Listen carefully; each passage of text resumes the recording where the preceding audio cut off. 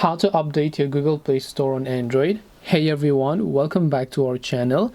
In today's video, I will guide you on how you can update your Google Play Store on your Android phone, so make sure to watch the video till the very end. So if you want to update your Google Play Store on your Android device, if you want to update the apps, you go to your Play Store. But what if you want to update your Play Store itself? So to update your Play Store, you can open up your Play Store application here. Now obviously we're not going to search for Play Store inside of Play Store. That's simply dumb. So what we are going to do now is tap our profile icon located at the top right hand side, and then we will go to this option right here known as Settings. And once you go to Settings, what you want to do is you want to simply click on the About section here. Once you tap the About section, here you'll find Play Store version, and here you'll find Update Play Store. So all you have to do now is tap on Update Play Store option. If it is up to date, you will see this kind of pop-up that says Google Play Store is up to date. If it requires an update, then it will basically ask you to update it to the latest version.